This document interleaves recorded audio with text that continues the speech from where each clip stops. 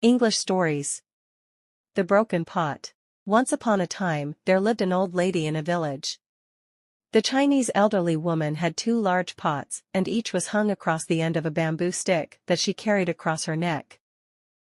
Among the two pots that she had, one of the pots was perfect and always delivered a full portion of water, while the other one had a crack in it and could deliver only half a portion of water.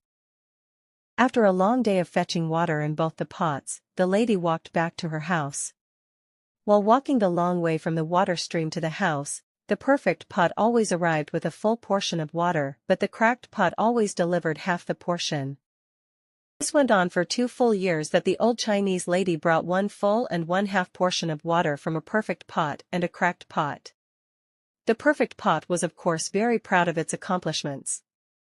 But the poor cracked pot was ashamed of its failures and was miserable that it could not perform its duties that it was made to do.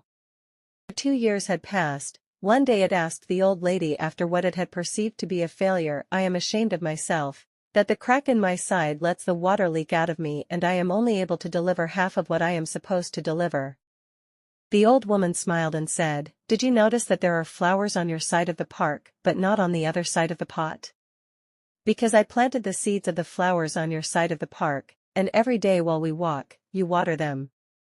For 2 years, I have been able to pluck those flowers and decorate my house with them.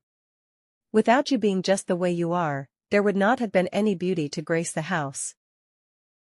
Moral of the story. The moral of the cracked pot story is that we all are like that cracked pot. We all have certain flaws and imperfections within ourselves, but these imperfections and flaws make us very interesting and rewarding. We should always accept the outcomes of our lives, just like the perfume of the flowers on the way of the cracked pot.